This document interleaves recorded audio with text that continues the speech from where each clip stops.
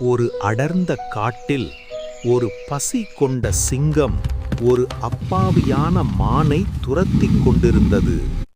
உயிர் பிழைக்க பயந்த மான் 2 வலிமையான காளைகள் அருகே ஓடி வந்து, "என்னை காப்பாற்றுங்கள்" என்று கெஞ்சியது. "பயப்படாதே, நாங்கள் இருக்கிறோம்" என்று காளைகள் தைரியமளித்தன. அப்போது சிங்கம் கர்ஜித்தது, "அது என் இரை, விலகிச் செல்லுங்கள். இது எங்கள் நண்பன், உன்னால் இதைத் தொட முடியாது" என்று காளைகள் உறுதியுடன் நின்றன. ஒற்றுமை முன் சிங்கம் தோற்றது. ஆனால் அது முடிவல்ல. ஒரு சூழ்ச்சிமிக்க நரி சிங்கத்துடன் சேர்ந்தது. "நான் ஏன் கவலையாக இருக்கிறேன் என்று கேட்கிறாயா? ஏன் இப்படி கவலையாக இருக்கிறாய்? அந்த காளைகளை பிரிச்சுவிட்டால் நான் மானை பிடிச்சு விடுவேன்."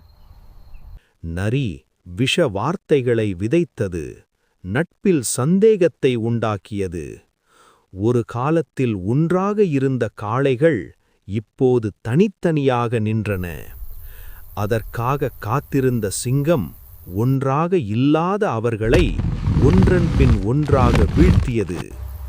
இறுதியில் பாதுகாப்பின்றி இருந்த மானும் அதே விதியை சந்தித்தது. ஒற்றுமை உன்னை காக்கும், பிரிவு உன்னை அழிக்கும் என்று ஒற்றுமையே பலம் என்று உணர்ந்தது.